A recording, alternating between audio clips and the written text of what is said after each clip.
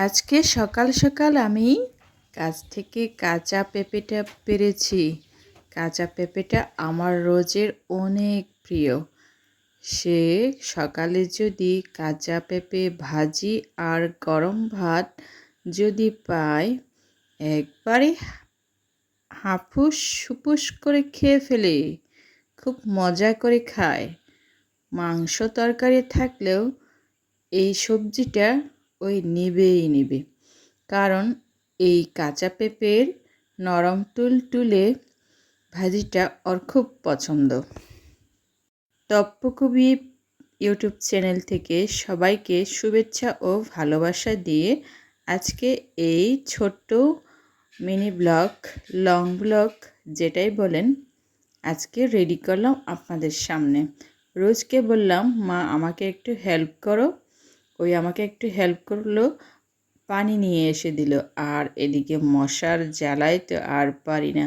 যেহেতু এখন বর্ষা মৌসুম, বৃষ্টি তো আছেই, আশেপাশে থেকে অনেক মশা চলে আসে। যদি না একটু বসে থাকা যায়, অনেক মশা কামড় দেয়। তারপরও দিনের আলোয় বসে সবজি কাটা মানে অনেক আনন্দের, কারণ দিনের আলো সব কিছু দেখতে ভালো লাগে এবং পরিষ্কার দেখা যায়। প্রচুর মশার উৎপাত, তারপরও ভালো লাগছে। একটু অস্বস্তিও লাগছে, মশা বেশি তাই। রোজকে বললাম, মা তুমি একটু আমার কাছে থাকো, মশাগুলো এসে শুধু বারবার ডিস্টার্ব করছে। ওর আনন্দ আর ধরে না, কারণ ওর প্রিয় সবজি আজকে আমি ওকে তৈরি করে দেব। তাই ওই বলছে, মা তুমি এই সবজিটা রান্না করছো, আমি তোমাকে ছোট ছোট কাজে হেল্প করব। কয়েকটা পেঁপে পেরে নিয়েছিলাম আজকে। পেঁপেগুলো আসলে খুব মজাদার ছিল। কিভাবে মজাদার? আর এগুলো হচ্ছে গাছ থেকে টাটকা পেড়ে নেওয়া পেঁপে, খুব ভালো খেতে। ভাজলে পরে নরম তুলতুলে হয়ে যায়।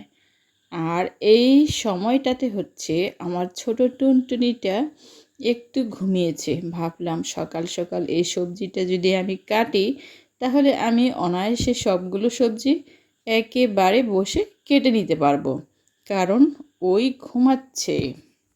পেঁপেগুলো আমি সুন্দর করে একটু পানি দিয়ে হালকা করে ধুয়ে নিলাম। আমি গোটা গোটা সুন্দর করে উপরে ছালটা ছালিয়ে নিয়েছি, আর ভেতরের অংশটা একটু ভালোভাবে পরিষ্কার করে নিয়েছি, কারণ ভেতরের অংশে কেমন জানি একটা সাদা ভুরভুরি আর একটু কষ লাগানো থাকে। এই কষগুলো ধুয়ে নিলে না ভালো হয়, কারণ এগুলো পরিষ্কার করে নিলে কাটতে সুবিধা হয় এবং খাওয়ার রুচিটাও বেড়ে যায়। আমি রোজকে ডাকলাম, মা আমাকে আরেকটু কষ্ট করে আরেকটু পানি দাও, তাহলে এগুলো ধুয়ে নিতে আমার একটু সুবিধে হয়। বেশি পানি দিয়ে বারবার ধুয়ে নিলে পরিষ্কারটাও হয় ভালো। অনেক কিছুই তো বললাম। আপনারা কি শুধু কখনো গরম ভাত দিয়ে এই পেঁপে ভাজিটা খেয়েছেন? পেঁপে ভাজিটা খাওয়ার জন্য অবশ্যই এটা সুন্দর করে সিদ্ধ করে নেবেন, হলুদ দিয়ে লবণ দিয়ে। তারপর বেশি করে একটু তেলটা দিয়ে জিরা ফোড়ন দিয়ে সুন্দর করে ভেজে খেয়ে দেখবেন টেস্টটা একবারে অমৃত লাগে। অমৃত শুধু আমার ক্ষেত্রে নয়, আপনাদেরও লাগতে পারে। কখনো খেয়েছেন কিনা জানি না, তারপরে যেহেতু আমি বলছি, একবার টেস্ট করে দেখবেন। তাও কি গাছ থেকে পেড়ে নেওয়া টাটকা পেঁপে।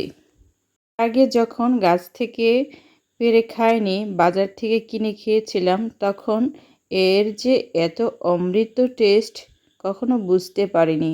যখন গাছ থেকে কিনে খেয়েছি, তারপর না আমি বুঝতে পেরেছি অমৃত স্বাদটা কীরকম। হ্যাঁ, শুধু আমার কথাই বলে গেলাম, আপনাদেরও অবশ্যই ট্রাই করে নেওয়া উচিত একবার হলো। যদিও অনেক মশার উৎপাত, তারপরেও ভালো লাগছে। দিনের আলোয় বসে, খোলা আকাশের নিচে বসে সবজি কাটতে কার না ভালো লাগে? আমার খুব ভালো লাগে। ঘরের ভিতর থেকে বাইরে বসে টুকটুক করে কাজ করলে মনের আনন্দটা অনেক বেশি বেড়ে যায়। তারপর সোজা সাপটা কথা, নিজের কাজ বলে কথা, নিজের কাজ মনের আনন্দে করার মজাই আলাদা। ততক্ষণে রোজ নিশ্চয়ই ঘরের ভিতর খেলাধুলা করছে, নতুন নতুন খেলনা নিয়ে আসছে ওর বাবা ওর জন্য। নতুন খেলনা দেখলে বাচ্চারা আসলেই খুব মজা করে খেলে।